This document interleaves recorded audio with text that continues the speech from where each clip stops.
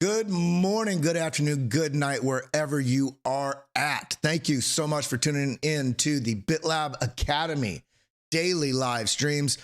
Give me a shout. Let me know if there's any issue with any audio, visual, anything, and I will make sure to get it adjusted so that we can have as flawless of a stream as possible. Big love to everybody. I'm just getting things set up. That's why it looks like I'm looking around. I hope you all had a wonderful weekend. I hope you stepped outside of the charts, away from your computer and, into IRL, as the youth call it, in real life, basically out there touching grass, touching trees, hugging friends, kissing loved ones, sharing a dance on a dance floor. Well, my name's Kelly Kellam, and welcome to the BitLab Academy daily stream. We're going to be jumping into things a lot quicker here, and we'll be bringing in a lot of the data and everything else going on throughout the stream. So I want to make it everybody's point to hop in here early. If you haven't yet, come over here to the BitLab Academy Twitter page, which is at Academy BitLab. Come over here, share this tweet. Let's grow this community together, because the stronger this community is of not just BitLab, but the stronger the community of people wanting to engage and learn about crypto, the stronger the crypto market is. I'm going to go ahead and put in my earbud here in case I have any notifications from my mods and all of that sort of stuff. But I do want to just shout out everybody that's already here in chat. I need to go ahead. Where are we at? There we go. Sorry about that. I was having double. I didn't realize it was on in the background. Shout out to everybody that's here early in the stream. Shout out to all the mods, Alexandra G, Matt Lane, a Mellow Fellow, Crypto JMP, Matt C. Is he in here yet? Oh, we got it before him. All right. Justin Eubanks. Just so many great people in our community. Brokoshi No Dinero, my favorite name in crypto. Shout out to everybody. Come over here, share this tweet. And if you have not yet, make sure you come and follow me here at Kelly Kellam, which is Kellam. Make sure you're getting that one right. And of course, please hit that like button, hit that subscribe button, ding that bell. Supports the algorithms here on YouTube. We got a lot of stuff we're going over today, so we're just going to start jumping right into it. What happened over the weekend? Well, Bitcoin. Let's go ahead and look at this. Let's option. There we go. Let's go ahead and silence all the indicators here. We're going to look at just the price action. And see, I mean, this is just such a nice structure. Let's go on the 8 hour. We're going to go to auto here. We can see that we've had this ascending trend line here that we've broken out of. And I just want to remind everybody of this before you do any trade, before you do anything, always have a plan. Pay attention to what's going on in the chart, however you map it out, using whatever strategies you learn here or from anybody else, strategies that work for you, and try different ones. When your strategy is not working, then go ahead and try something new. When you try something new, don't just try something new and do $40,000 trades. When you try something new, you want to prove your technique. But the point here is to have a plan, have your leading indicators, whether it's price levels, whether it's Fibonacci's, whether it's indicators. Find supporting points of data that support that sort of narrative. Find more supporting points of data that are supporting the idea of what direction you think the market might be moving on whatever asset you're trading, so that you can stack the odds in your favor. Have a trigger, whether that's a third. You could do third, but I'd like to say fourth or fifth point of confluence. And maybe it's a breaking out of a level, whatever it is, have your trigger. And then, of course, always remember before you pull that trigger that you have risk management in place. And of course, you need to stick to your plan. So look at this. We're going to go ahead and mute these MAs as well, these moving averages. We can see that we've had this incredible level of resistance here that Bitcoin has broken out of, which was proven to be, let's go ahead and get the square. What color are we? Okay, yeah, we can do that. Which was proven to be a huge point. This zone right here. I'm going to go ahead and mute this for now, hide. We could see that this was incredible amount of resistance that we've broken out of that has really opened the gates to the strong possibility of a bullish continuation to the upside, which, let's be honest, all of us have been waiting for this. But as this happens, we can kind of go over here to coin market cap or coin. Let's go to CoinGecko actually. CoinGecko, and we can see that. Let's look at this. Okay, let's just look at this. And there's going to be a whole narrative here that I want you to understand so that you can be, if you are a trader, not just a long-term investor, that you can understand what's going on in the market and how that money flows. Because don't altcoins move faster than Bitcoin? Aren't they supposed to? Well, not all the time. And this is what understanding the flow of liquidity in markets is all about. And this is how you can also set yourself up without jumping between moving trains, but having a plan and understanding that, you see how, look at this, 7 days, Bitcoin, 28%, Ethereum, only 11%, Tether, 0%. That's what we want. BNB, only 16%, just over half of what Bitcoin has done. XRP, only 2.9%. Cardano, 3.5%. The liquidity is pouring into Bitcoin right now. Why is this? Well, we all know what's going on with the banks. And if you don't, then just open up a Twitter account or turn on the news anywhere, and you will see that banks are essentially falling into the banking crisis that a lot of economists and strategists could have predicted, and a lot were predicting based on the tightening of this monetary policy over the last year. So what does that mean? What do we do? And more importantly, have you hit that like button, that subscribe button, and ding that bell? We need to get this done early in the stream so that YouTube can push this out to as many people as possible so we can get people in the know and how to navigate this space. So if you haven't done it yet, join our community and hit that like button. So jumping back in here. So we're seeing, am I getting, okay. We're seeing Bitcoin predominantly move here. Now, when we look just generally at the we could even come over here, go to categories, and we can come to, for instance, let's go to DeFi. So DeFi, we see here, let's go to 7 days. Okay, we do have some coins that are moving, but there's going to be, more than Bitcoin, there's going to be some outliers in any sort of part of the market. And what we want to do when we're looking at all this is not just say, oh my gosh, Joe is pumping, which I believe is Trader Joe on the Solana network. I could be mistaken here. I haven't looked into this project in quite a while, but it's up 55%.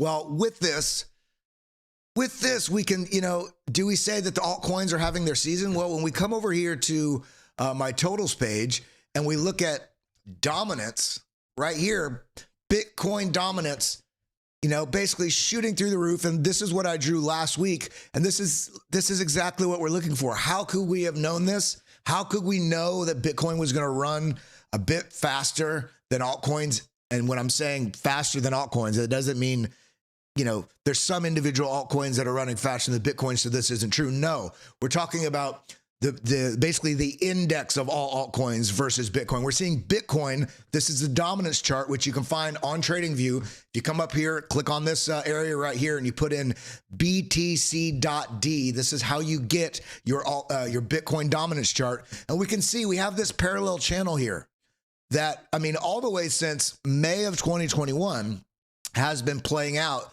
Boom, boom, boom, boom, boom. To the upside, rejected.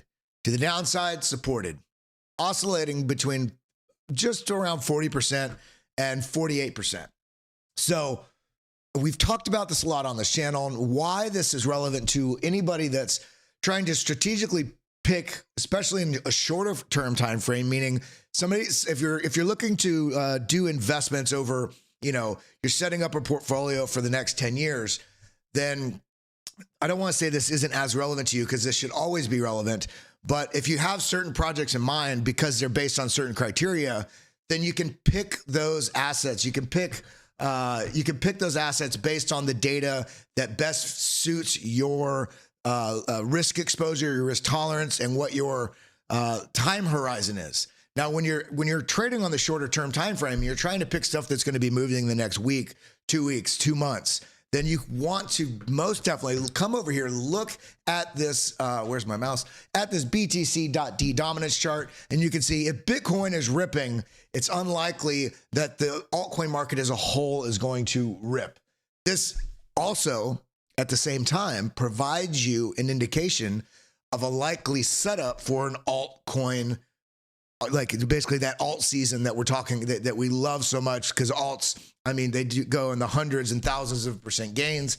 Not all, but when you strategically use your plan, stick to your plan, have your points of confluence on whatever altcoin you're looking at, and altcoins, the further down the list, remember, I want you always to remember this, the further down the list, and I want you to make this your practice. Come to CoinGecko or CoinMarketCap.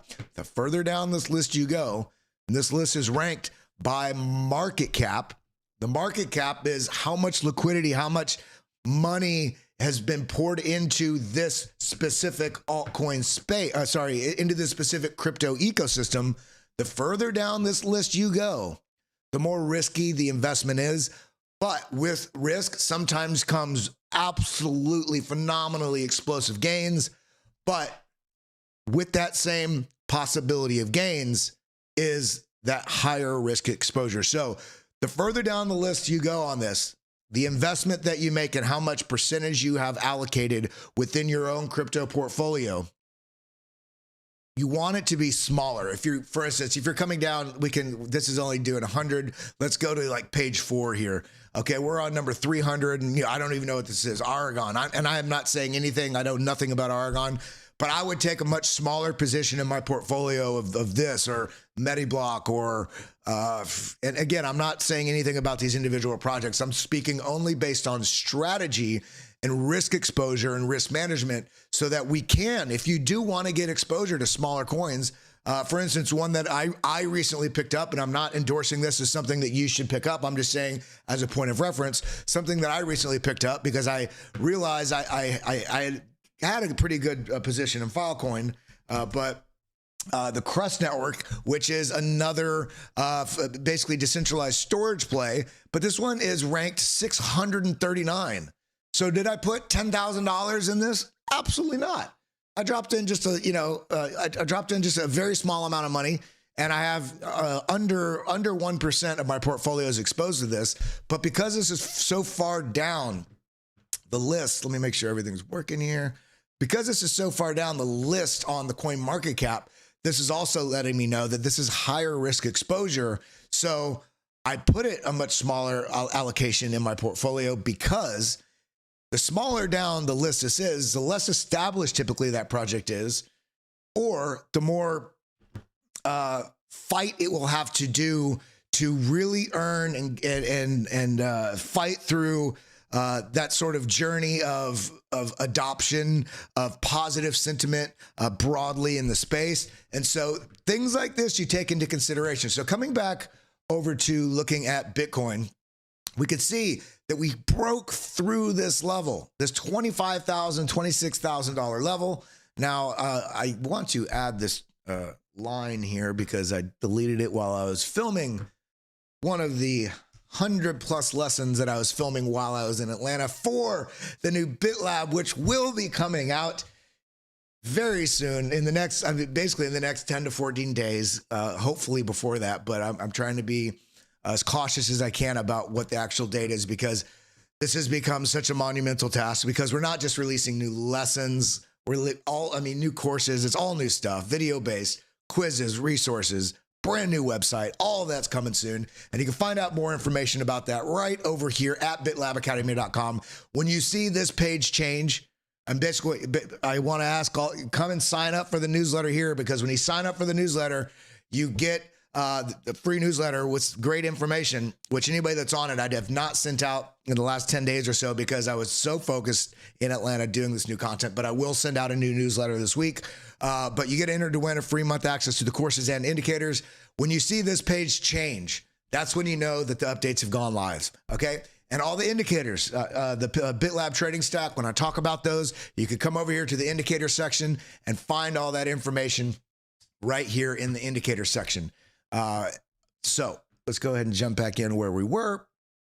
Okay, we're looking at the dominance. this is going through the roof, broke out of the structure. We had this target out of this cup and handle, which this cup and handle technically was invalidated because of this price action move to the downside. But either way, we can see that this price action is shooting through the moon. I had this circled last week showing a level at which I could see a potential, at least pause in the Bitcoin dominance going up. I'm not saying it's going to stop, but we've had this long channel here that we've established. So the likelihood that somewhere in this region that Bitcoin dominance takes a pause, what does that mean? I want you to put in chat right now. I want to see how much you all have learned. When the Bitcoin dominance pauses and starts to pull back, what does that mean for the market?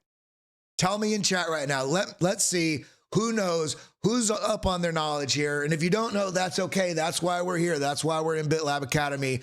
Daily streams here, breaking down all the knowledge, not just giving you TA, but bridging that gap from beginner to pro. What happens is, if this pauses and pulls back, this is indicating that the liquidity is now moving faster into altcoins as opposed to Bitcoin.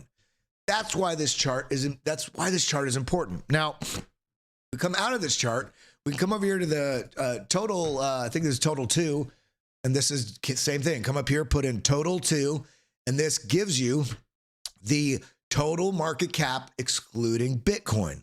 So we can even minimize that volume thing there, but we can see that we were in this falling wedge, not falling wedge, this rising wedge here, which tends to break out to the downside. Typically, it would have happened a little further up, but the markets are quite explosive right now. I mean, I suppose we could make this, this would make more sense in terms of where it's at along the trajectory. So yeah, it gets to about the 65, 70% mark, falls out, comes up. Question is this going to retest this level? Which it kind of has, is it going to retest this level and break down from here? In which case, Bitcoin is running. And if we see this will also be heavily correlated with this continuing higher. This will be heavily correlated with Bitcoin, the dominance exploding past this 48% level. How high will it go? What do you think? Tell me in chat right now. Let me know. Do you think the Bitcoin dominance is going to break the 48% level? Do you think it's going to hit that 50% level? Do you think it's going to go higher? Do you think, as we're talking about everything going on within the markets right now, not just Bitcoin and altcoins, Ethereum, Cardano, all these assets, looking at the traditional markets and what's going on with the banking system and the banking failures and Credit Suisse, which has been around since I think it was like 1864 or something, finally completely failing, needing to be bought by UBS for $2 billion. Whereas they were like a $7 billion valuation, or they went from $7 billion down to $2 billion.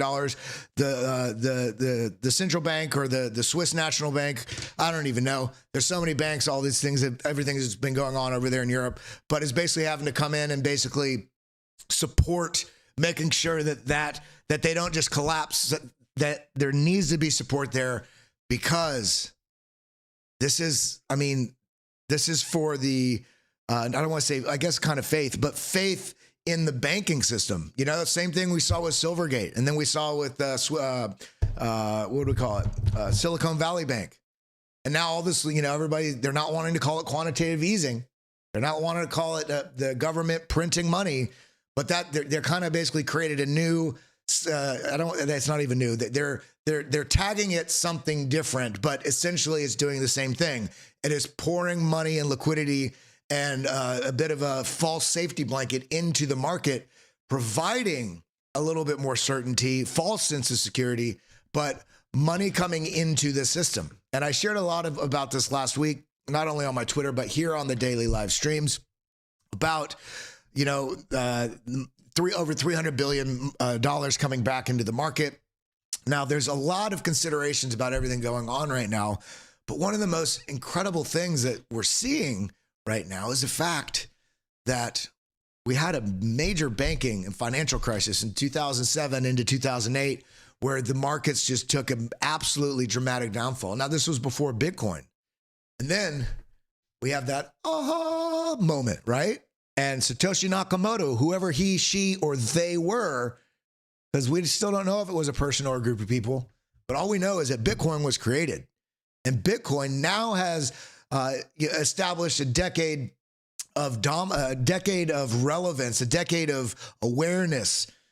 Hundreds of millions of people around the world, if not billions of people, are already at least aware of by having heard of Bitcoin, and maybe not even other altcoins yet, and they might only have heard of Bitcoin. But the point being is there's an established sort of regular narrative and talking points and government discussions and news media. It's been in the zeitgeist. It's been in the psychology of the world now for a decade. And now we're having a banking crisis again, and the economy is falling flat. What are we seeing? We're seeing even the CEO of BlackRock, which is a huge, basically one of the biggest financial institutions in the world. Some people would argue that Larry Fink is, in a way, kind of the president of the world, because they have, I think the last time I looked, and this was a year or two back, they had over $11 trillion in assets under management. I'm sure it's higher than that now. And the CEO, in his recent annual letter to the shareholders of BlackRock, basically alluded to the fact, of this banking crisis. And when we look at everything going on, where are people thinking about putting their assets? People are losing their faith in the banking system because it's nothing like Bitcoin. Even if they don't know it yet, that's the reason why they're losing faith in the banking system. Why do I say that? Because Bitcoin was engineered so beautifully that it is absolutely transparent about where the assets are, who's buying them, what behavior of every different category of person in the crypto space is doing, so that now we're seeing, and we have that established track record, and there's a set supply schedule of reduction of new supply coming in every 210,000 blocks, which is roughly about 4 years. That's what this halving cycle is. That's what we talk about when we're talking about the 4-year cycle that Bitcoin's on. Now, we don't have any schedule like that when we talk about banks, because what happens with banks, and we've talked about it here time and time again, and I'll say it again, you put your money in a bank, look it up. You literally no longer own that money. The second you put your money into a bank, those are their assets that they have a right to do with as they please. They're taking your money and loaning it to other people and taking other risky investment strategies to make money off of your money. Why? Then we have Bitcoin. This is the safe haven. Now let's jump back into the charts. So we're looking at this. Dominance is going through the roof. Now we come over here. We looked at the total too, which is total market cap excluding Bitcoin. So this is the entire altcoin market. Now we come over here. Actually, want to look here. We're going to look at the total. We'll do it on the. I don't know which one I want to do it on, because we can come back to this. We'll come right here. The total 3 alt enter brings that up. Now we can come on the side here. I have a total 3 here. Boom. Now we can see with the total 3, this is a total crypto market cap. It's market cap. Get it? The total crypto market cap, excluding Bitcoin and Ethereum. So this is truly the altcoins, because Ethereum is, there's no way to put it in contention with Bitcoin. And people need to understand this. All these different assets serve a different purpose. And I don't care what asset you have or don't have. And we don't need to be so tribal. We need to realize people need different things for different reasons. In the ecosystem, the world needs different technology solutions and different assets for different reasons as well. Now, could you argue on the merits of the tokenomics, on the supply schedule, on the decentralization or lack of decentralization, or what type of purpose assets serve? Sure. We can debate those points, but Filecoin is very different from Ethereum, which is very different from Gala, which is very different from Polygon, which is very different from Cardano. All these things have a different purpose. But when we look at this, we can see that the altcoin market, truly the altcoin market, we're on the 4-hour. Let's go on the 3-day here. Let's come to auto. We can see this looks very similar to the bear market of Bitcoin's price action, if we do some light TA on this, we can also sort of gauge where the altcoin market is going, how long, sorry, I don't want to say how long, but a rough sort of approximation on the chart of how much work needs to be done before the altcoin markets explode. And so what we can do is we can do Option T if you're on Mac, or Alt T if you're on PC, create a trend line, boom, just like that. We can see we're still butting up against this. So this is reminiscent.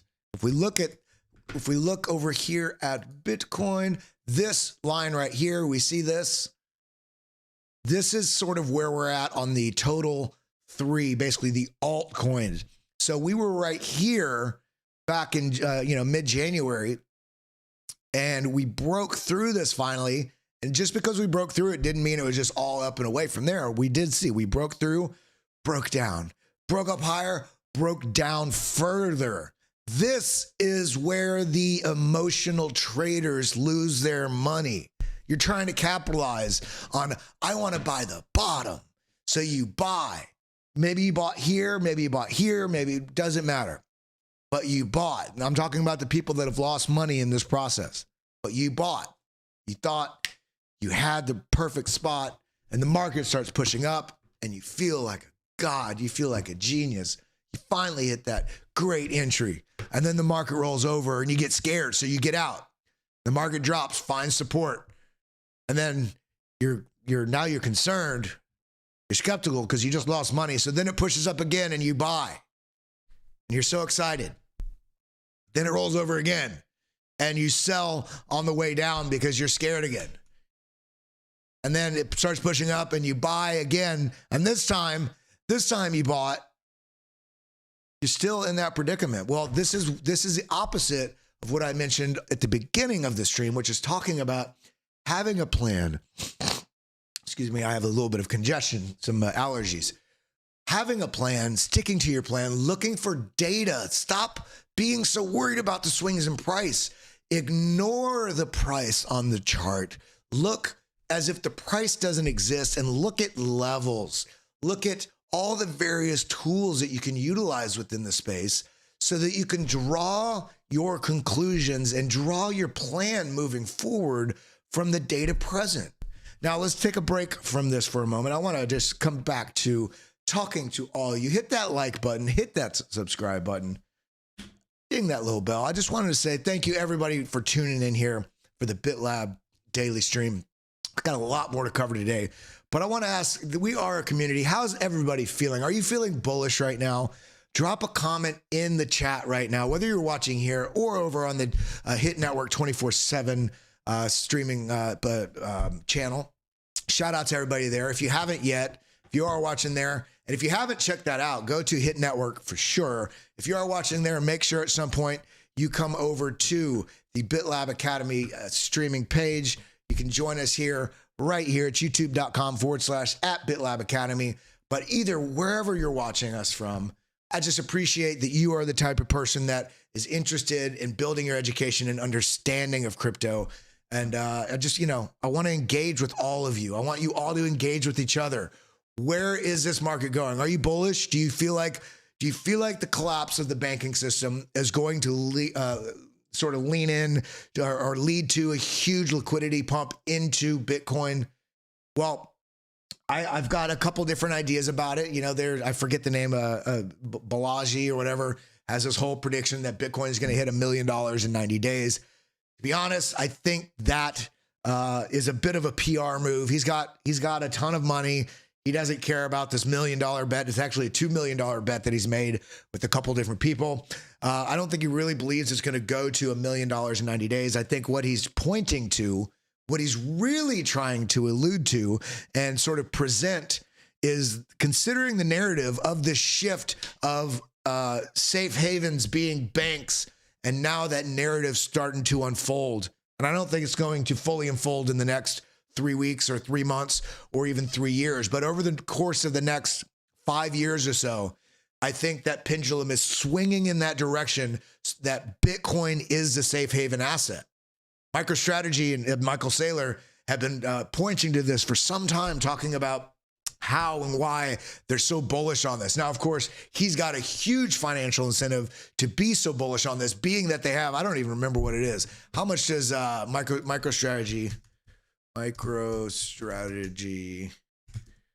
BTC holdings? It's like 160,000 or something. Let's see. How many? Throw it in chat if you know. How many Bitcoin MicroStrategy? There we go. But so yeah, 132,000. This is probably a dated post. I'm guessing they likely have more than this now. The point being is we have to always take the news narratives and the talking points of any talking head, whether it's me, whether it's Michael Saylor, whether it's Balaji, whether it's Chamath, whether it's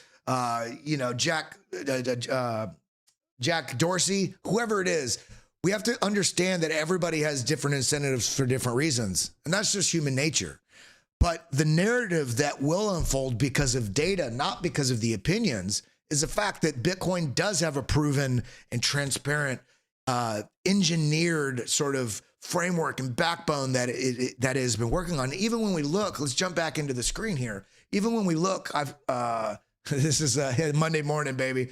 U.S. dollar, a little scared. Bankers feel, they don't know what to do. This is Jerome Powell and the Federal Reserve. Bitcoin strolling in with a smile on his face. But we can see here, we got, hold on, here we go.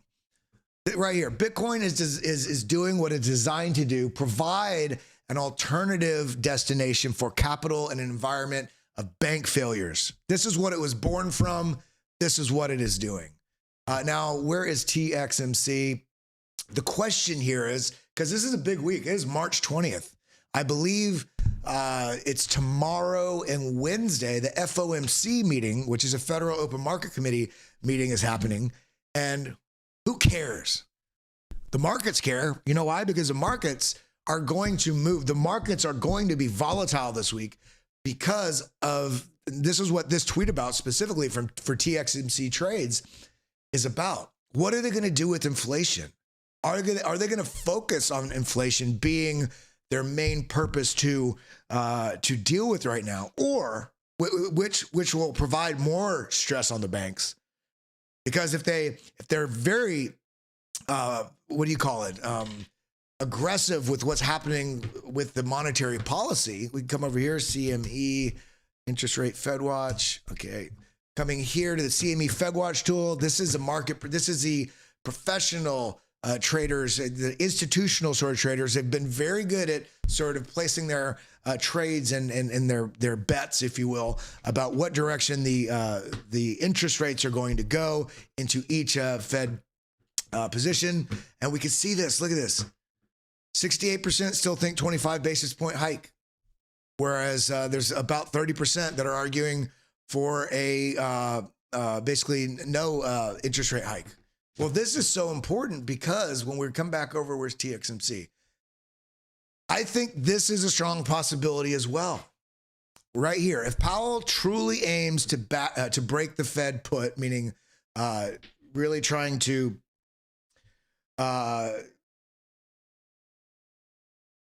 put their policies in place to really bring inflation down, but also waiting to see what breaks. Well, the banking system is breaking. So are they just going to go to 25 basis points or zero? Well, the banking system is breaking, but in process of doing this, it's also centralizing banking power as, smaller regional banks are getting built up. So while it may have a drastic impact on the economy that is negative for the retail investor, it's also centralizing power to the top at the same time. So the question is here, how far does he want to put pressure on the economy to bring inflation down versus that balance of power versus letting, basically saving the banking system as it is and not letting the economy go completely down, because we are going into the basically preliminary year into the next year election cycle. But this is something that I think is possible also. Preach caution. basically hike 25 basis point on Wednesday, preach caution, and emphasize their various liquidity tools. He'd say inflation is a greater than 2x target, unemployment at 3.6%, and the GDP at 3%. So if he pauses, this doesn't do anything. It may stimulate the economy for a moment, but we have to remember, you have to remember your time horizon when trading and investing, because you could have a temporary, meaning 3 months or 3 months to a year and a half, where the market starts running again. But this is all going to set up for a further failure down the road. So we need to take all these things into consideration when we talk about what's going on in the markets. And this is why we talk about understanding what your time horizon is. Understanding if you're looking for something that you're trading for 3 days, 3 weeks, 3 months, 3 years, or 30 years, because the longer vision you have on what you're doing changes what your investment and trading strategy is. So continuing on here, we see that this is, look at this. So this goes back into that narrative about what we were talking about with, money flowing into the crypto ecosystem. And right now, more specifically, when we're seeing right here, the Bitcoin dominance. This is why Bitcoin dominance is exploding right now. Because when we look at this, where is that tweet? It's right here. Nope. Here. So uninsured deposits by the bank. Look at this. BNY, 97%. SVB had 94%. State Street, 91%. Signature, 90%. Northern Trust, Citigroup, even 77%. Uninsured. HSBC, 70, you see, and they talk about crypto being a risky investment. They talk about Bitcoin being bad because FTX collapsed. Well, FTX had nothing to do with Bitcoin, it had to do with the centralized playbook that came from the traditional banking system. And they throw all the shade on Bitcoin and even USDC or USDT, placing it under so much regulatory scrutiny and talking about how, you can't really, it's a risky environment because of all these. I mean, I don't even know all the bad FUD narratives they have. And then look at this. This is traditional banks. There's no security there. There's no trust there. In fact, we're seeing it cascade through the market right now. And this is why we're seeing dominance flow into Bitcoin. Not only that, we can also see the maturity of the market going up over time, not just money that's coming in now. The people that are in the market also, we're seeing new data shows that users are increasingly holding their Bitcoin for longer and longer as confidence in the decentralized monetary network spreads across cyberspace. So what have we learned? What have we learned from all the on-chain data that we've talked about here within this channel? What have we learned from the difference between strong hands and weak hands? Short-term holders are weaker handed, meaning there's no strength at price levels when there's a majority of short-term holders versus long-term holders. Whereas when we look at the on-chain data, when we see where there's a lot of long-term holders and no short-term holders, that's market bottoms. That's this right here. Referring back to this chart that I released earlier this year, we can see this area right here, smart money accumulation. When we look at the on-chain data, we see almost no short-term holders at this level. We see an explosion in the supply held by long-term holders at this level. Why does this matter? Because we're trying to correlate and trying to figure out what price action is going to do by looking at how price action has happened in the past. It's called historical analysis. And we can see here in January of 2019, market bottom and went from about 6,000 down to 3,000. We see that this is also, when we look at the on-chain data, which I'll show you in a moment, you can see this is where smart money was buying. This is when, as Warren Buffett calls it, this is when there was blood in the streets. And I want to say this to everybody out there. There's no trader in the world that can trade 100% unemotionally. The difference between profitable traders, traders that make money, and those traders that seem like every time they buy, the market goes down, and every time they sell, the market goes up. That's a reference to the fact that you're trading full and fueled by emotion, not data, because this is smart money acquisition, buying blood in the streets. This is taking profit based on the data, showing that we're coming into a level, also showing that you're in profit. If you're not taking profits along the way, then what's the purpose of all this? What's the purpose of feeling like you're 400% up and then capitulating here because the market's pulling back? You're scared we're going back down to this level, and now we're going to go down to 1,000. You're selling here only to then see the market explode. You need to have a plan and stick to it. And understanding how the market cycles work. This is the last halving. And when we look at the chart, and a lot of you have seen this before. We're going to go to, let's go here. We're going to go here to, where's the halving? Favorites. Past halving dates. Now, looking at this chart, let's go to the 3-day. We can see these past halving dates right here, right here, right here. We can see that there's a schedule, it feels like. It's almost like this, we cannot believe it to be so, cheat sheet on the market. And this won't always play out. It may vary. But based on the previous cycles of the market, we can see on this halving, meaning the miners are getting half the amount of rewards. And the rewards are what the limited amount of inflation that Bitcoin does have. Currently, it's at 6.25, I believe. And the halving that's going to be, this is a projected one, in March or April timeframe, somewhere in this region here, 210,000 blocks, whenever this is reached, then the mining rewards are going to be cut down to 3.125. So we understand the supply schedule of Bitcoin, whereas monetary system, the government, the world government, the various world governments, monetary system, fiat is what it's called. We have no schedule or transparency at all about what's being printed and where it's being spent. But with Bitcoin, this is why Bitcoin is soaring right now. We can see on schedule, pre-halving pump, pullback, full bull market with moves along the way. And understanding the source schedule can help give you confidence to look to this chart, to understand. You can take a snapshot of this or come to my Twitter, which is right here at Kelly Kellam. It's a pinned tweet at the very top, and just read all these different points. Read these, go through these. We're not going to do this all on the stream, but because we've got a lot more to talk about. But this outlines my sort of trajectory about what I was looking at, and it could vary very well about what's likely to happen with Bitcoin going into this next cycle. This breakout from this descending trend line here, this is the disbelief, okay? And then a sort of struggle at the 25K region, which we had. Did we not have this? I put this out, a long time ago, and the pullback to retest that level, that's what happened.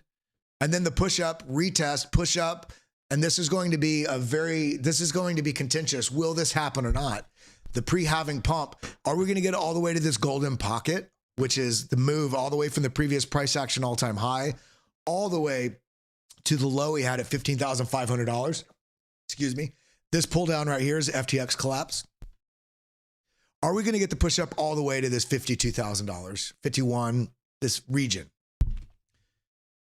No one knows, but we can project things, and there's tools that we can use to project what likely price targets can be for any asset that we're doing. And again, we always want to plan for both positive and negative price action, but we have tools available to us, not just price action levels, and not just fibs and not just candle patterns, but we can utilize a combination of these things as well as indicators. The indicators are more for the triggers for when you want to specifically pull a trigger to buy or sell.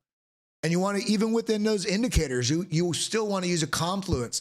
So with every different tool strategy you're using and technical analysis and on-chain data, you can use all of these basket of tools to really help provide you with stacking the odds in your favor for healthy trading strategy and healthy trading execution. And it's all about making sure that when you come on this, when you come to this chart, that we have this in mind. What's the landscape? What's the environment? What's the landscape? Broader market context. What's the environment? The macro, midterm, and micro, not just looking at the 1 hour chart. Remove emotion. Use fundamentals and data, technical signals, and multiple confluence. You want to be going through all these things regularly. What's the volume? What's the volume doing on the charts? Double check your checklist. I jump too fast far too often than I'd like to admit. So I try to come back and remind myself, okay, although I've been looking at I feel like I look at the macro all the time. Sometimes I give it just another look. Sometimes basically being patient, and then double check your checklist again, like I said, and then you can pull the trigger. Then you know you've gone through your steps. Now this looks like this because it's zoomed out on the 3-day chart. This was a reference to healthy portfolio allocation, and again, this is not a relevant.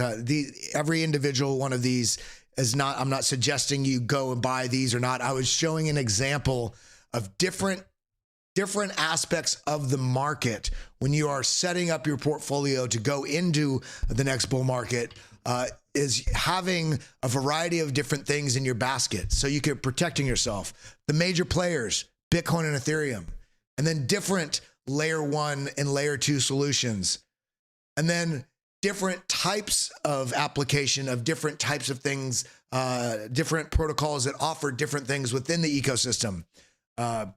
Link being an Oracle, Uni being a DEX, and you can have whatever DEX that if you are interested in DEXs, that is.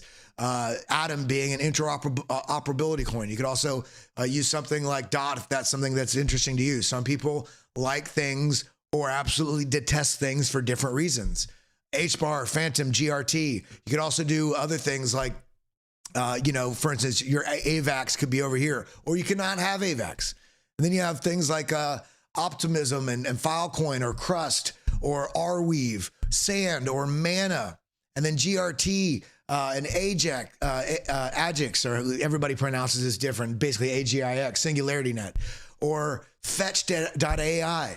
And again, I'm not supporting or suggesting that you buy any of these particular protocols. What I'm suggesting is you see the allocation, how much they make up in your portfolio. This is a healthy way to break it up and take on some risk while also having a diversified portfolio with different types of coins in your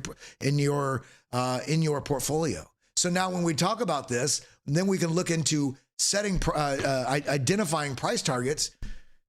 We can see that Bitcoin is running. We can see that the dominance is coming into Bitcoin. We're at a $28,000 valuation right now, speculative market valuation. So what does that mean? What's going on in the Bitcoin market when we look to some of the on-chain metrics? Now, stay with me here for a moment, and I really want you to understand why I look at on-chain, because some people do not like on-chain. The reason I use on-chain is not to give me a buy or sell signal ever. What I do is to give me that forward-looking lens as to what the behavior is of different individuals within the crypto ecosystem, especially with Bitcoin, because Bitcoin is going to be the leading metric of the crypto market because it is the largest and holds the most trust. So and you can do on-chain on a lot of different crypto assets, but looking into on-chain allows you to look at the behavior of the smart money, of the larger wallets, of the institutions, and I really don't like using this term, but that's how the market refers to it, the dumber money. Those of us and we've all been dumb money. We have to let go of our ego about that and just own up to it. We've made stupid decisions, and you're here. You're a part of the BitLab community because you want to grow out of the regularity of how many stupid decisions you make and how often. And no matter how good you get, you will make stupid decisions along the way. But what we can see when we come to on-chain is we can see things like, you come over here to looknode.com. There's a lot of free charts here. Come to looknode.com. Come over here to Bitcoin. Come to market valuation. Come to cycle valuation. Start with the MVRV Z-score. And we can see with the MVRV Z-score that every time the market value to realized value, that's what MVRV stands for, every time this drops down to this level here, this is proven to be a good accumulation zone. We can see it right here. All this entire period, and I'm going to show how this is relevant to the different type of market participants and who is buying when and where. We see that this is proven to be a good accumulation zone. Now, we still had downside from here, but this goes back to this idea that you're never going to nail the bottom. You want to look to the data to find your entries, and then dollar cost in accumulation zones. So we can see this entire period essentially from July, basically from July all the way through to when we broke out and basically broke out of this accumulation zone, in January 16th. This was basically based on this metric alone was a good accumulation zone. Now, when we come to, this is my favorites folder. Am I not logged in? I'm gonna go off the screen for a second so you don't see some of my own private information. Okay, coming back to the chart, we can see here, when we come to my favorites, I come down here and we're gonna look at a short-term holder supply. And in this level here, look at this. Huge spike in supply. This means that short-term holders are buying, and they're buying into this rally, signifying that there's more short-term holders coming into the market. Let's look at that same period on long-term holder supply. Same period right here. Long-term holder, smart money. Longer you look, the longer you plan for, the smarter you look, and the smarter your portfolio will look.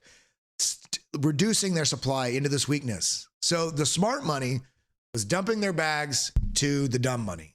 So again, all of us want to be smart money. We want to make smart decisions. And we see right here, a lot of accumulation into this region here, basically, and then basically just, they're not capitulating through this zone. They're holding. This goes back to what we saw here, right here. If we zoom this forward, we're seeing a lot more and more people hold for longer. And so when we look to that and we try to figure out exactly what we should be doing, we can also come down here, back here to market valuation, come to cycle valuation. This is my own on-chain chart that I created. No, that's not it. Bitcoin trend fib opportunity zone. If we take off a bunch of these top, basically, let's take off the capitulation. No, take off bull control band, bull floor, extreme hype. And we could see here in these zones, we could see that we had that great accumulation zone. We came down below the long-term holder realized price. And what is that labeled as? That's the LTHRP accumulation zone. We could see that this has always been healthy, wonderful spots for accumulation. We even broke down below it just a touch right here, showing great accumulation. We're setting up. So we want to look to this data. Now, there's a number of different charts we can look at. And we have a whole in the new BitLab Academy, all the updates that are coming out. We have a full on-chain data course that helps show you how to identify tops and bottoms, shows you how to identify the different market behavior, give you leading signals. Now we can come and let's do a bunch of, let's do some TA and figure out how we figure out, no matter if you're watching today or you're watching 6 months from now, this entire stream is useful to show you how to balance the different tools that you have within your own tool belt so that you can make good decisions within the market. Okay, now we've got 209 people watching right now and only 108 likes. So everybody, smash that like button, smash that subscribe button, ding the bell. Let's build this community here. Let's make it strong so we can invite other people into the community and help other people not just have TA. And there's so many good TA channels out there, but I remember when I started, I had to watch these different channels and do a lot of my own research for a few years before I really understood what was going on, because there was a language gap. There was a vocabulary and people not understanding fully what was going on within the market, because although they were seeing different technical analysts talk about all this stuff, they didn't know what support and resistance were. They didn't know what a Fibonacci was. They didn't know candle patterns. So shout out to everybody if you've already been a part of the community. And again, I like to do this every stream. If you are watching right now, and I don't care how many times you've watched, although I do appreciate everybody that has watched from the start, we want to invite and encourage everybody that joins this community, that this is a positive community, and also that we can tie this community together. Shout out what your born on date was. When was the first month and year that you made your first purchase? And what was the first asset that you purchased? Let everybody know here in chat. We'll see. There's different entry points. Some people it was Bitcoin. Some people it was Dogecoin. Some people it was SHIB. Some people it was Cardano. It'd be interesting to see where you're from, where you're tuned in from, what your born on date was, and what your first asset was that you bought in the crypto ecosystem. So let's jump back into the charts now. We're going to talk about right now how we can set up for just identifying how we can do price targets. Well, the first step in doing price targets is looking at basic price levels. So we can see there's interest here. We can see, why do we know there's interest here? Because the price action pauses here and there's support that comes in here. That's what we're talking about when we're talking about support on a chart. That means price action. The bears tried to make it break past a certain point and the bulls came in, the positive people wanting it to go up, that's the bulls, allowing it to find support there. And every time the bears tried to break it down, their support, until it ultimately fails. So that, why, as basic as that is, you might know it, great. But as basic as that is, we forget about this zone right here, which is marked out with this yellow, this yellow horizontal ray, right? This line, because this provides us a map in the future about where the potential price action may have resistance. We saw this also right here. Price action resistance, option J. This map out perfectly to where we found resistance at these levels. So now we've broken through this on Bitcoin. Great. Does that mean everything's all up from here? I don't believe so. I think we can utilize our maps. We can utilize previous price action support and resistances, especially if there is support at these areas, to where we're going to find resistance on the way up. So we're seeing that playing out right now. So by looking at price action on a larger time scale, not just a 1 hour, we can see that looking at the macro gives us a map for the micro. Does that make sense? So we're seeing this as price action comes into this level. We know, because we mapped this out, that this was a key level. And we can see, I mean, this goes all the way back to even here. We see this, option J, this double, I mean, the more times price interacts with the level, the more relevant that resistance or support is going to be. The resistance is this top line where price butts his head. So previous support becomes resistance. And now we are pushing through. We're having this explosive rally to the upside. I mean, from back here, this was December 22nd. We can go from right here to the top. We've had a 73% push up on Bitcoin from December, the end of December through now. Is it going to be, rainbows and butterflies and moon rockets all the way from here? It could be, but I would argue that it's better to trade and invest patiently and utilize these maps and understand. Even right here, we saw it break out. It's going all the way to the moon. And this is what I was discussing before. Without having some risk management and consideration about what price does and knowing that, let's come back over here to this chart right here. And we're going to come down to this market cycle trading cheat sheet. This is what it looks like more often than not. We don't have this blue line that price action just goes up, but we may have a blue line of support that goes up, meaning we have the push up and then we're going to have a retrace. We're going to have another push up. We're going to have a retrace. These retraces eat people alive. You need to have a plan. So coming back over here, where were we at? So many charts. Coming back here, we have the push up. We have a little bit of a cool off. We have a push up. We have a little bit of a cool off. We have a push up.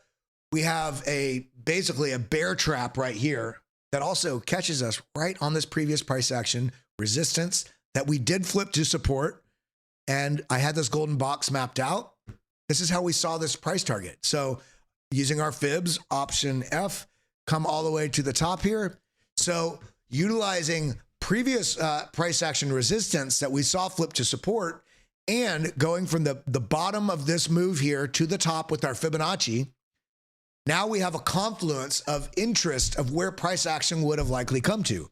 So this is how we could have traded. And this is how, when price was here, I put this golden box on here, and you could scroll, you can go back to previous streams where I mapped this out and showed that this was a likely price area for it to come back to. And not only that, we also had, coming over here, we also had the CME futures gap, which was this gap right here that was from $19,900 to $20,000.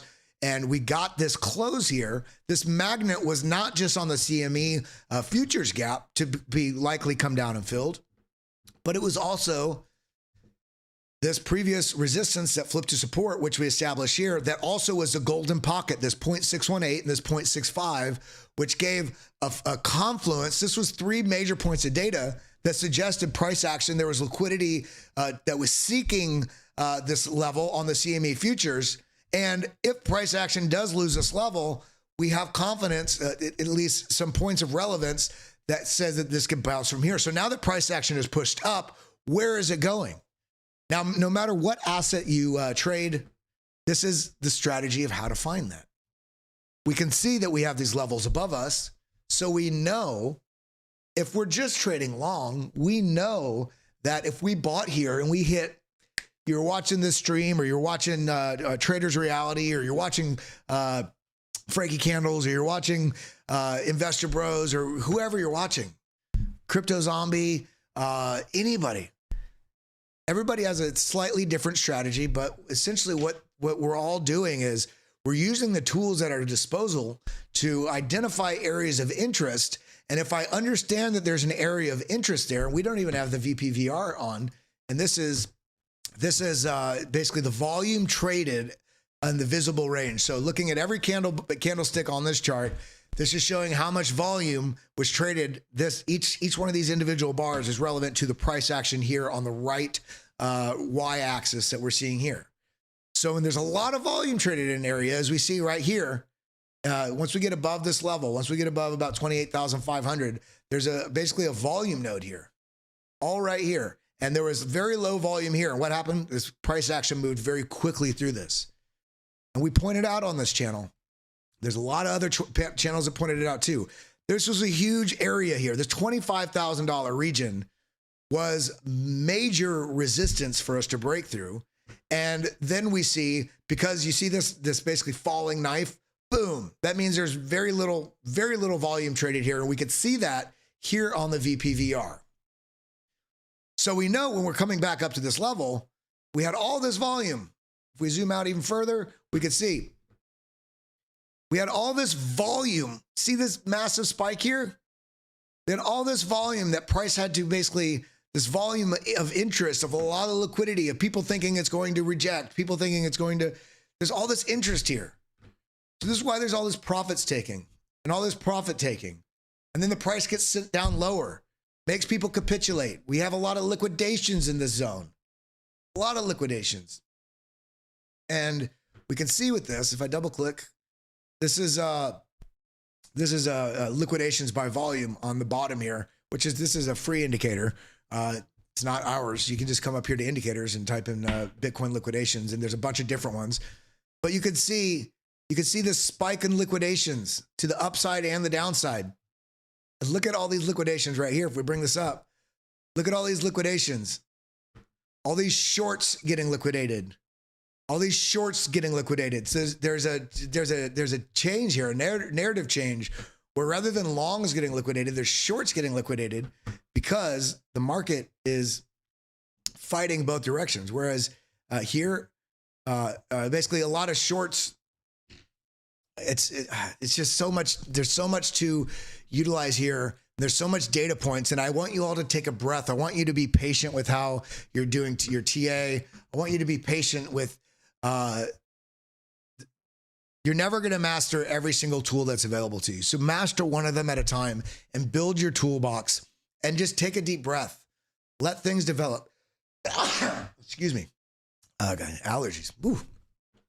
Let things develop over time and let your knowledge develop over time. And you slowly add different tools to your toolbox so that we can see that although this was scary, we had this point of interest because we mapped it out. So this price target was mapped out. So we want to see where we're going from here. So if we went long from here perfectly, then we know that there's going to be some interest here, some hesitation. And we have this projected sort of megaphone which we can actually do more specifically like this, that we did get a little bit of hesitation here. And then as soon as we broke out of this, which is also a little bit of an ugly bull flag, bull pennant, very messy because of this candle wick, but also because of this likely point of resistance again at this level. But when we broke through this, boom, exploded through this. And now we have almost a bull flag, but the problem with this is also has a rising wedge at the top of this, which typically has a sort of bearish, we can actually go to a smaller time frame now that we're looking at where we're at here.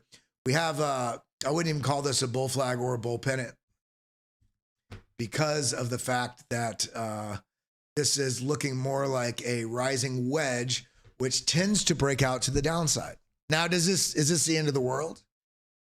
If you know how to project and forecast price targets, and you understand that price action moves through different types of cycles, and it flows between the liquidity, flows between different assets. And I have a great sort of mapping of this from Rect Capital here in a moment to show you that. But if we're seeing this projection up to this level, we very may well get a rejection here and have the price action reject here, come back up, retest this, and fall back to this level. Does this mean this rally's fully over? No, but what it could be setting up, that way I'm going to actually show you one more possibility here. Here. I always forget to double click. We also, because there's a lot of positive sentiment coming into the Bitcoin space because of the uncertainty of banks and the traditional fiat system, we also could see a fake out to the downside and then explosion to the upside, or just a general, some huge news that pushes this over and just an explosion up, pull back here, and then, a push up to this $34,000 level next. We're going to take it one level at a time. If we do get scenario A right here with this breakdown, that would be retesting this key level that has been such resistance. And that's not the end of the world. That actually would give opportunity, if this does pull back, to have, where is it? It's right here. This is something that everybody needs to be aware of. Fiat. This is your US dollars, Australian dollars, Japanese yen. This is a government printed money. Tends to flow in this cycle. Bitcoin first, then large caps, then mid caps, then low caps. What the heck does this mean? This means, and this all ties back into the same thing I was talking about before. This means coming to CoinGecko or CoinMarketCap.com. I am a human. I believe it to be true. I am a human. This is Bitcoin. This is Ethereum. This is basically the other large caps, basically 1 through 10. Some would argue 1 through 15 or 20. And then the mid caps are, all this stuff in the middle here, all the way down to 71, all the way down to 84, all the way down to, really, I would say market caps, mid caps, I would say arguably, I would like to keep it above 500 million market cap for the mid caps. Now the low caps would be everything below that. And and then you have the micro caps, which are the super risky investments, which are the ones that are, under $100 million in market cap would be very small allocation. Are you going on your walk, baby? I love you. I just say about my wife, she's got to walk the doggy. So we want to understand this as we're looking through the projecting price targets on these different assets, that flow of money is relevant to us, because if there's sentiment coming into the markets right now that's bullish in terms of the crypto markets, and this pulls back right here, there's two scenarios that could happen. And you have to watch all your individual assets to understand how that's going to happen. This pullback right here, and if we get consolidation, could also be capital flowing into the altcoin market. So this goes back to the Bitcoin dominance. So look at this now. Okay, given this is a daily candle, we have not closed yet, but this is an indecision candle right here. Why is this indecision? Because right now this is like a spinning top, almost a doji, but like a spinning top, which shows indecision in the market. Why does this show indecision? Because this is a decision. See, this is positive bullish momentum. Now look at this. This is an attempt by positive bullish momentum that the bears ate up half the candle. So that showed a likely pullback. Well, we got that likely pullback. Now we saw indecision for the bears, and we got in continuation with an increased momentum for the bulls. This is how we're reading just the price action on any, or the candlestick action, I should say, on any asset. We can see just from the candlesticks the narrative of the bulls and the bears playing out. And we can see this right here. We have a potential pullback for the Bitcoin CME futures, which could mean that Bitcoin could have a pause. Now, when we come back over here to the dominance, let's see what that's looking like on let's go to the 8 hours. We're not quite getting that signal yet for Bitcoin to roll over, but what we are getting is we're getting this line of resistance. We could do a line of support. Let's go ahead and expand this. Let's go to the 4 hour. Okay. Now, we got that line of resistance. We have this line of support, which is ascending. This is an ascending rising wedge. Now this is a at some point bearish pattern. At some point this is going to break out to the downside. Now what does this mean? This is all tying together with what we're doing with our alts, what we're doing with Bitcoin, what we're doing with our assets. Because if the dominance is forming a bearish pattern going into a known level at the 48% to 50% level, then things are lining up for the dominance to break out to the downside. So all this TA that we've been doing today on Bitcoin, if you hadn't figured out yet, is actually TA supporting what you're supporting, basically providing a data point for how you're going to trade your altcoins.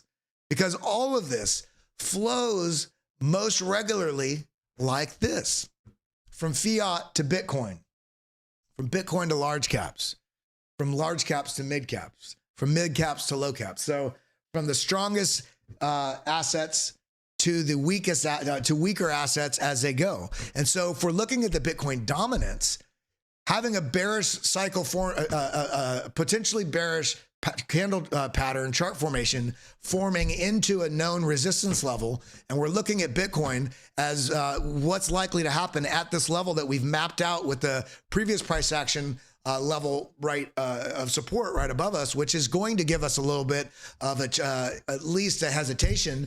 And the price action is coming in, as we saw here with the VPVR. We're having a little more volume here. We're having some resistance at this level. Then this gives us indication that price action, even if it zips up momentarily, I actually want to do this on the 12-hour so we can see some of the VPVR volume right here.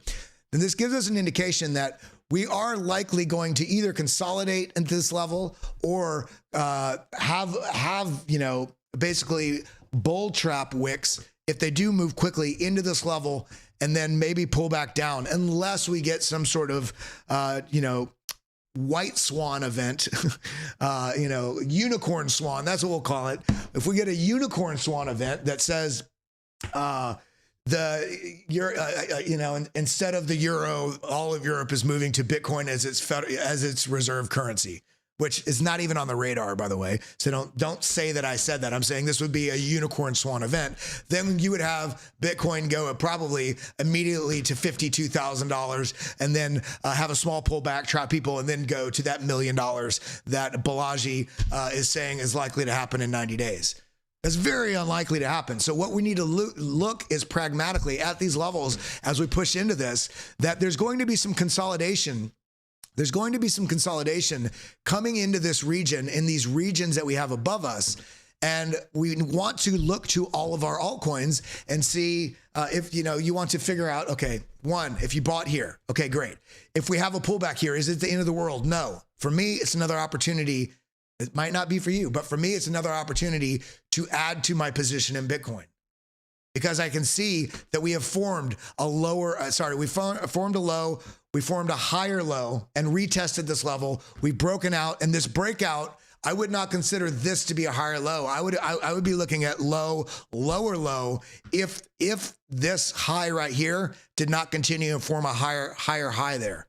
What do I mean by higher high, higher low, lower low, all this stuff? This is giving you an indication about what the trend direction is on the macro or the midterm. And in this case, because we did form a lower low, this was concerning. This is why this was a bear trap, because it's got all the bears that thought, yeah, we're breaking down, but because we have this lower low. But then this narrative was broken when not only did we get a higher high, we also broke out of this this ascending trend line of resistance. We also had this head and shoulders pattern, which was playing out for basically several months. September, left shoulder, head, right shoulder, and then we have this sort of breakout zone that we Control Z, Option Z. Basically, we took this, and now we have this sort of zone from this breakout that we're looking at, a breakout somewhere into the $35,000-ish range. And again, everybody's shoulders and head and how they have their trend line might be a little bit different. Other analysts might have drawn their head and shoulders something like this, And if you did that, I don't like that, because this shoulder doesn't come back and touch this. Sorry. This could be more accurately like this as well. Either way, we have these regions, we have multiple points of confluence. And then in addition to all this, we're seeing a move towards a bullish narrative. So I'm going to move this back to how it was, and I'm going to erase that. And so what we can do here is there's two things, there's a number of different things, but with Bitcoin, let's see a target with that. And then we're going to do some TA on some other top coins. So what we can do here is we can take a measurement, Option F, from this zone right here and bring it down to the bottom, which is right here. And we're going to pull this across, and we can see a few things here. We're going to delete this Fibonacci, and we can see a couple things here is, okay, so with this, on this Fibonacci, what I have, let me turn this off. With this Fibonacci, what I have is, these are the settings I use. You can use whichever ones you want. I have my golden pocket, the 0.618, the 0.65. Then I like to have a 1.618 and a 2.618, and a 3.618 as well. Note how these are kind of out of order. It doesn't matter what order they're in. You don't need to mimic this on your chart. You can put them in whatever order you want, because they're gonna be in the correct order here on the chart. But we can see the 1.618 is an extension of this move. So from this move, from this breakdown, we can see a likely spot of where some points of resistance are going to be. So not only was this trend line, this trend resistance that we see here, we also had the 1.618 from this move breakdown to our breakout. We can see a likely interaction is going to happen here. We can also see 2.618 and 3.618 targets. Now we can draw this from another level as well. We can do it from, let's do it from this breakout, this sort of level that sort of defined our region. We could do this level as well, which goes like this. Now we have, this golden pocket turned out to be our golden pocket here, but we see the rejection here. We also see support here, broke down, found support just above the 382. But now what we're looking at with this larger sort of play out is this target in the 1.618 and this 30,750. We have our next target on this move, which is right here at 40,000. And look at, this is the 2.618. This is perfectly in line with all this price interaction here. So we can sort of map out likely scenarios, not just with one tool. You see how I didn't just do price action? I'm also seeing if there's any confluence between other signals as well. We can also, even on this, We can actually add a 1 point. Look at that. So the 382. The 382 that we use just on the single 0 to 1 Fibonacci, we have the 0.382, which is a 38.2% move. This extension, the 1.382, perfectly in line with this level right here. So this gives, for me, this says this is a necessary level that we should have been watching. And we got it. So now we know the possibilities of what is likely going to happen within the price action. We have levels. We have the support right here. If this breaks down from here, I'm looking at this sort of trend line support right around $26,000, $25,000. And if this holds, you know, this could be profit taking into altcoins. If there's negative news that crushes the market, then this may fall while altcoins fall further too. So you need to realize all altcoins are more speculative and more risky than Bitcoin. So if this does break out to the upside, then expect Bitcoin to outperform most of your altcoins. But once it takes a breather, if this moves all the way up here and we see Bitcoin dominance shoot not only all the way up to 48%, but we break this trend and go higher, then you're going to see altcoins not necessarily suffer, but they're not going to move. They probably will have percentage gains also, but they likely won't have as high as a whole. They're going to find certain ones like Singularity or this or that that will move faster, but you want to methodically go through this. So let's go ahead. Let's look at ETH. We need to look at ETH. Let's see what's going on. Ethereum. Okay. Come on, baby. Okay. So let's turn off the indicators. We're doing this, if you haven't noticed, we've done this entire stream looking at price levels, just using price action and percentage movements of that price action and volume. So we have used volume as an indicator, but I'm saying we're using the most basic tools first, and then we can utilize the indicators, even our own BitLab trading stack. I use it after I analyze what's going on with price action and price levels and volume, and then I can get a better gauge of using the indicators in terms of what's likely to happen. Okay, so this is Ethereum, US dollar. We're on the daily. Let's go. So we have this level right here. This is a similar sort of level. This looks, this is how you can tell that it's sort of underperforming Bitcoin, because we're having this key level that we haven't been able to break out of, that similar to Bitcoin's $24,000 to $25,000 region. And we're kind of still fighting to break out of this. Option T, let's do a major trend line here. And in this note, Ethereum is arguably breaking out of this zone. And this is this region right in here.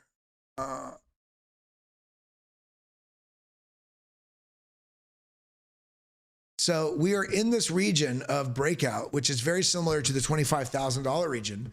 We are starting to break through this trend line, but we still have all of these resistances directly above us. So I'm looking for Ethereum. If Ethereum starts moving, I'm looking for a target right above us. We're at about 17,000, but a pit stop here at this whole region on Ethereum would be essentially this sort of region here, which would be this basically 20,000.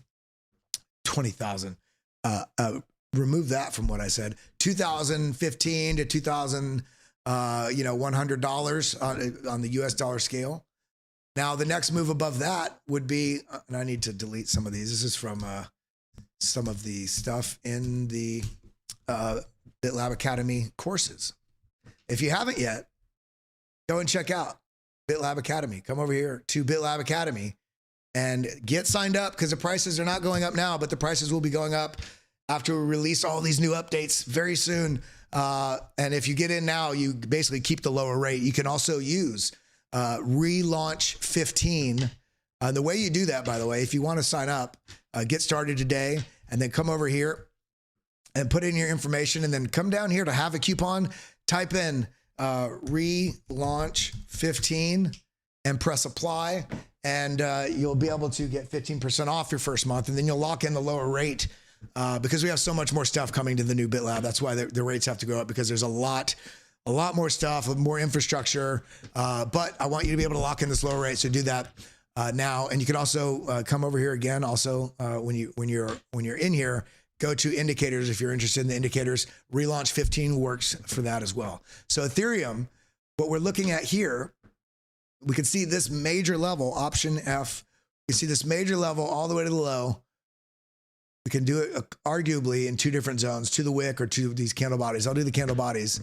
But we can see if this moves up to 20,086, 20,087, the next target for me is this golden pocket, 25,000. I keep saying 20,000, 2,086, 2,100, these next two levels. We can also see a retrace back down from here. See this massive node of volume?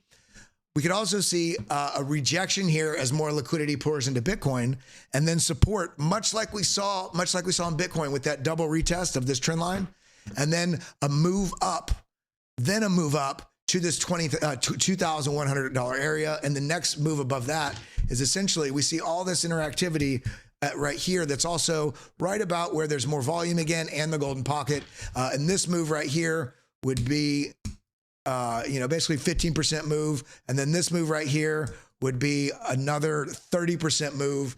So this is why you want to be taking advantage of looking for opportunities and going through all this checklists and stuff. You can scroll back to the beginning of the screen. You can scroll that back to the beginning of the stream to see what those were. There's a lot of checklists and some action plan guide that I walk people through. And now we can see we've got plenty of setups coming here.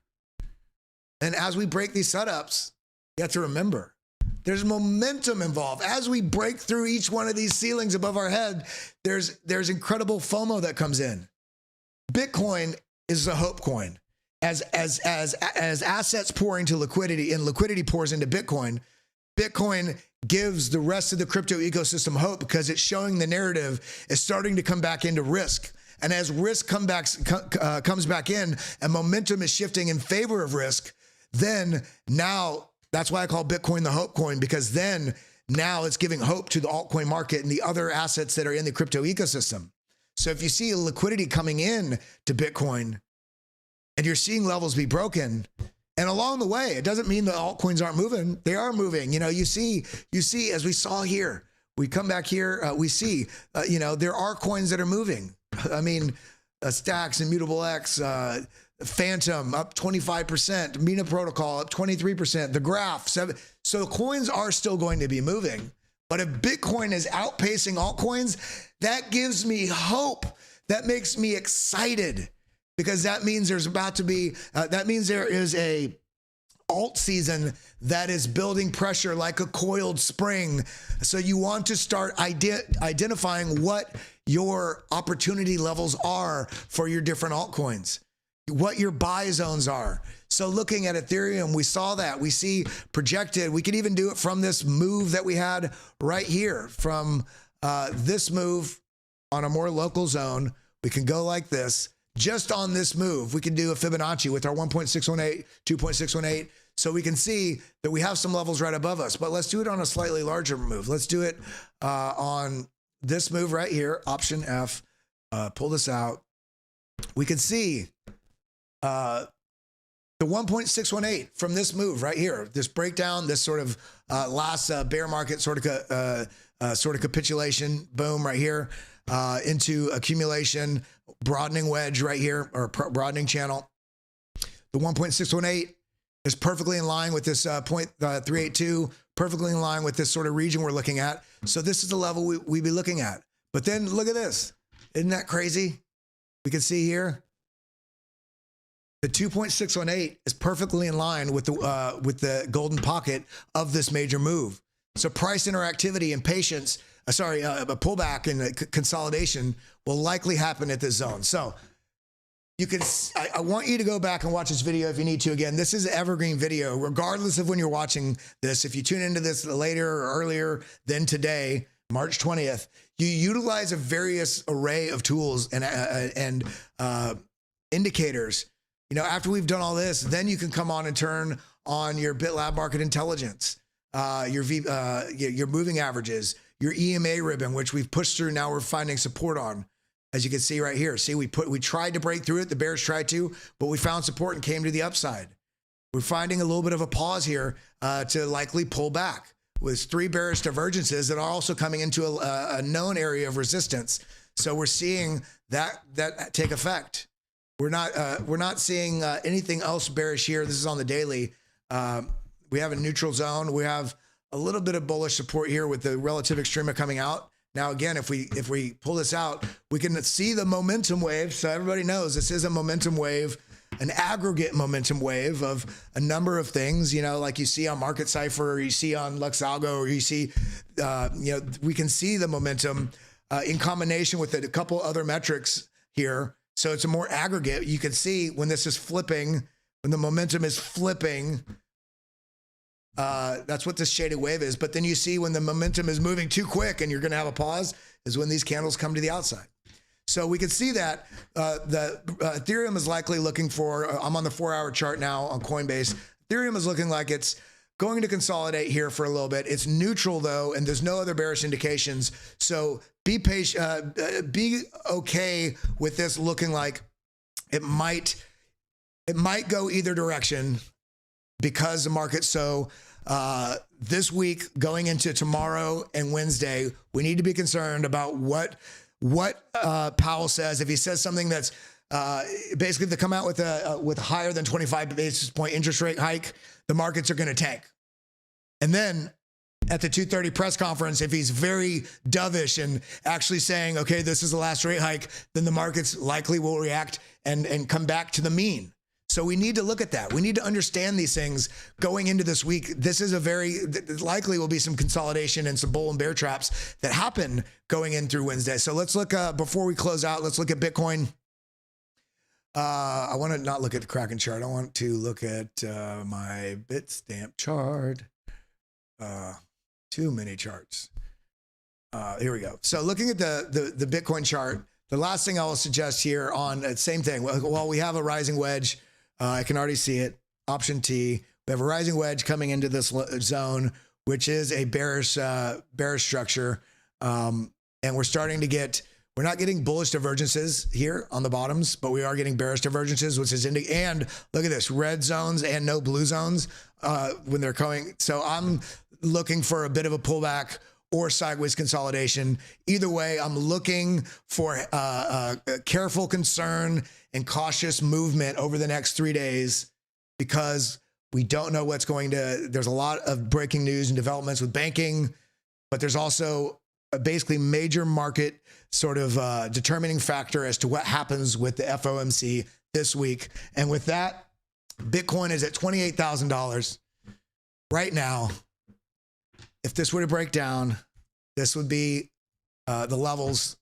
I've been looking at 25,412. I'd really like to hold this level. If we break below this, much more cause for concern if we can't hold the $25,000 level. So with that, I really appreciate you all. Hit that like button if you haven't yet. I really appreciate you all being here on the channel. I love growing this community with you all. I hope you all have a wonderful day and a wonderful week. And I will see you at the same time tomorrow, 10 a.m. Eastern Standard Time. And don't worry, if you can't see this live, drop your comments down below the video. Let us know what you're thinking. Let me know what you're feeling. Before we break off this stream, let me know, do you think Bitcoin is going to hold the zone and then continue higher? Do you think this is a giant bull trap and we're breaking down below? Where do you think we're going to be on Friday? Let me know in the comments right now. Where do you think Bitcoin, ETH, and Cardano are going to be on Friday? What price levels? What regions? Drop the comments down below if this is not live anymore. And make sure you visit bitlabacademy.com and you follow these socials. With that, hope you all have a absolutely wonderful day. I will see you later. Adios, muchachos. Thank you for coming. Thank you for being here again. Hit that like button, sucker.